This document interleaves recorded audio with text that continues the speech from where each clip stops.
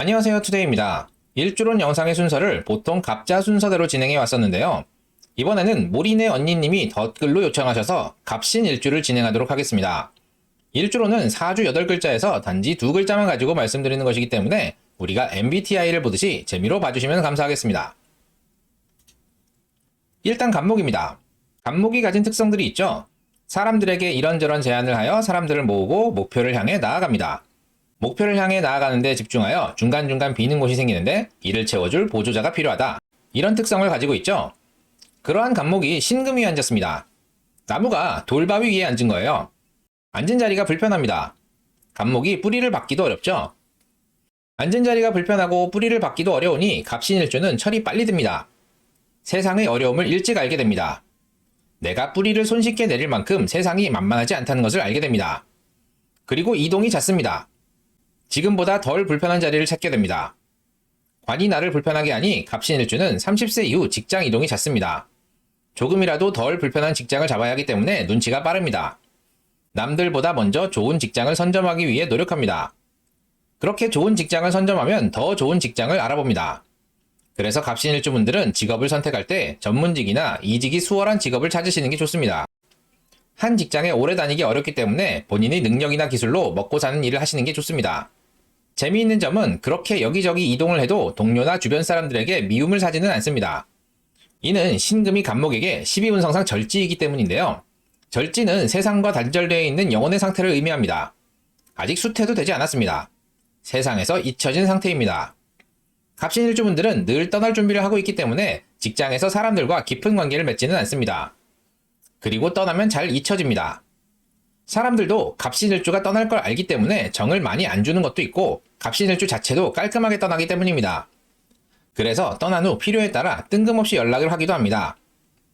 배우자궁으로 보면 배우자가 나를 불편하게 합니다. 남자 갑신일주는 결혼 후 배우자가 불편해지므로 일부러 약속을 잡거나 바쁘다는 핑계로 집에 늦게 들어갑니다. 배우자로부터 잊혀집니다. 그런데 배우자는 그 상황에 적응합니다. 시댁이나 자식들에게 할 일들을 척척합니다. 남편을 잊혀지게 만든 게 본인이기 때문입니다. 지장간에 무임경이 있는데 재관인이죠. 모친이 살림을 돕거나 자식들을 돌봐주니 내가 신경 쓸 일이 줄어듭니다. 그리고 배우자가 나를 철들게 하니 남자 갑신일주는 늦게 들어오더라도 기본적으로 가장의 역할은 합니다.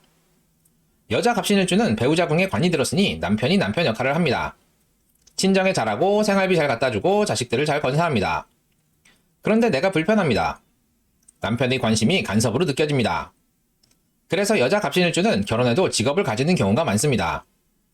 나를 불편하고 잊혀지게 만드는 남편으로부터 탈출하기 위해서입니다. 지장간에 재관인이 들었으니 친정의 조력이 있습니다. 내가 직장 생활을 하는데 아무런 문제가 없게 해줍니다. 가정에서 잊혀지게 도와줍니다. 그래서 갑신일주는 남녀공이 사회적으로 성공을 거두는 사람이 많습니다. 가정에서 내가 잊혀지니 그만큼 에너지를 사회적 성공을 위해 쏟을 수 있기 때문입니다.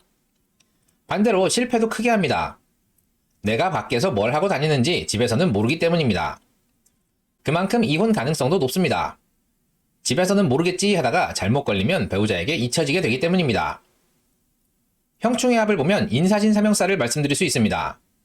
신금의 지장간에는 무임경이 있죠. 인사신사명살은 흔히 배신사와 연관이 많은데요. 재관인이 형을 맞으니 여러 방면에서 사고가 일어날 수 있습니다. 손재수나 관제구설 또는 부동산이나 문서상의 문제가 발생할 수 있습니다. 반대로 내가 남에게 해를 끼치기도 합니다. 배신을 내가 할 수도 당할 수도 있기 때문입니다. 그런데 집에서는 잘 모릅니다. 그리고 집에서 큰일이 났는데 내가 모를 수도 있습니다. 그러다 일이 커지는 경우가 많습니다.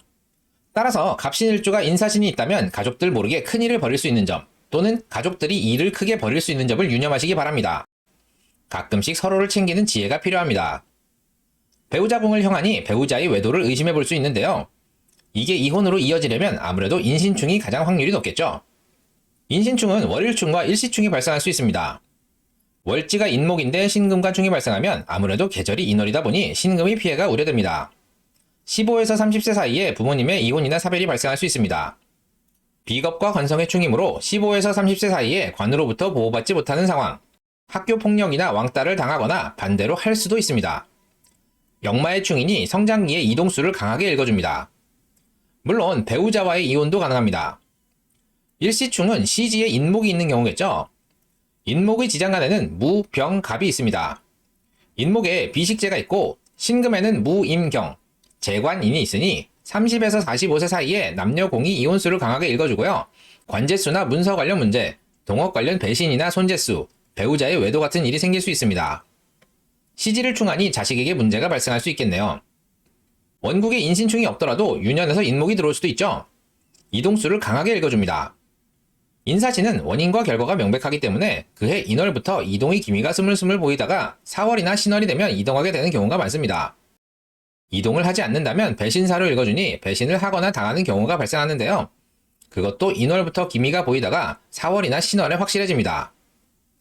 오늘은 갑신일주에 대해 알아보았는데요. 다시 한번 말씀드리지만 일주로는 4주의 MBTI 정도로 재미로 즐겨주시면 좋겠습니다. 도움이 되셨나요? 도움이 되셨다면 구독과 좋아요, 알림 설정 꼭 부탁드립니다. 그럼 이만 마치도록 하겠습니다. 감사합니다.